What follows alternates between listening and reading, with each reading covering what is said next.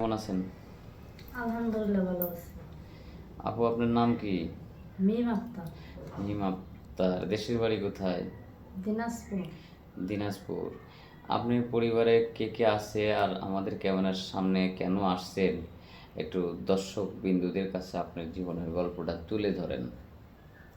আমার বাবা কুলির কাজ করে, আমার আম্মু অসুস্থ, আমরা 3 বোন 1 ভাই।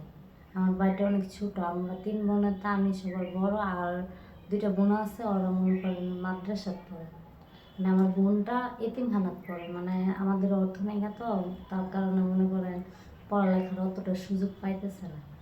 আর আমাকে মনে করেন বিয়ে দিবে আমার বাবা, যৌতুকের জন্য বিয়ে হতেছে না, বুঝছেন, তার কারণে এখানে আসছি। ভাইদের মাধ্যমে যদি আমার একটা বিয়ে হয়। আহ, মানে আপনার বাবা কুলির কাজ করে, মা হুম। অসুস্থ আছে, আর দুইজন বোন আছে, মানে আপনারা 3 বোন। হ্যাঁ। আর ভাই, একটা ভাই আছে। হ্যাঁ, আমার বাড়িটা অনেক ভাইটা ছোট, হ্যাঁ, লেখাপড়া করে 6 না, মাসে। কথাবার্তা আর কি বলতে পারে আর কি।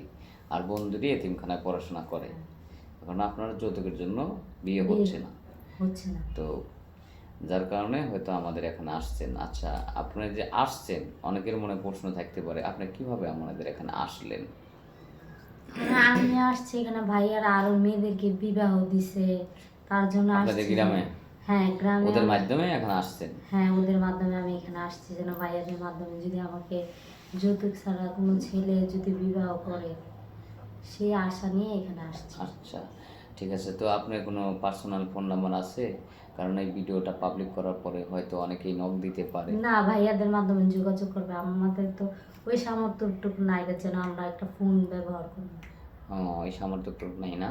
না, আচ্ছা, কেমন ছেলে চাচ্ছেন হচ্ছে আপনার বিয়ের জন্য, মানে আপনার যেমন লাইফে? হোক তাতে আমার কোনো সমস্যা নেই, মানে মনটা ভালো হওয়া দরকার, মানে যে যদি আমাকে নিয়ে সংসার করে খাবে এরকম একটা লোক হতে হবে। যদি তার বয়স মনে করুন 45 বছর হয়, আমার তাতে কোনো সমস্যা নেই। যদি তার বাচ্চা কাচ্চা থাকে, তা তো আমি তার পরিবারকে নিজের পরিবার হিসেবে মনে করে তার সাথে সংসার করি। তার সাথে সংসার করবেন। যদি সে প্রবাসে থাকে, তা তো আমার কোনো সমস্যা নেই। থাকতে পারবেন তো তার অপেক্ষায়, তার অবশ্যই। বাড়িতে তার সন্তান, তার বাবা মাকে দেখাশোনা করে, তার অবশ্যই, অপেক্ষায় সারা জীবন তার সে সাথে। যদি চায় তাহলে আমি যেভাবে ইচ্ছে সেভাবে থাকবো।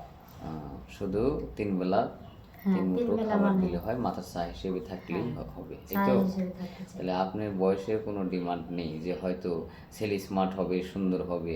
আপনার বয়স কত? আমার বয়স 23 বছর। 23 বছর। 23 বছর বয়স হয়েও আপনি বৃদ্ধ মানুষকে বিয়ে করবেন, মানে শুধুমাত্র যৌতুকের জন্য আপনি বিয়ে শাদী হয় না বিদায়, তাই তো? হ্যাঁ। আচ্ছা, আপনি পড়াশোনা করেছেন? হ্যাঁ, 8 পর্যন্ত পড়ালেখা করছি। 8 মানে পর্যন্ত বাবার পড়াশোনা করছেন? মানে অর্থ নাই তো, তাই মনে করেন পরীক্ষাটা দিতে পারি না, মানে পরীক্ষার ফিসটা দিতে পারে না তো, তাই পরীক্ষাটা দিতে পারি না। পরে আর পড়াশোনা করতে পারেন নাই না। বাবার অর্থনৈতিক সমস্যার কারণে, কিন্তু 8 পর্যন্ত পড়াশোনা করেছেন। কোরআন শরীফ পড়া জানেন? হ্যাঁ, জানি। আলহামদুলিল্লাহ। যাই হোক, আমরা রিস্কি বাড়ানা মেয়েটার জীবনের গল্প শুনলেন। যদি কোনো সহৃদয়বান ব্যক্তি এই মেয়েটাকে বিয়ে করতে চান, তাহলে আমাদের স্ক্রিনে আমাদের ইমো নম্বর দেওয়া থাকবে। অযথা ভিডিও কল দিবেন না। ভালো থাকবেন, সুস্থ থাকবেন। আল্লাহ হাফিজ।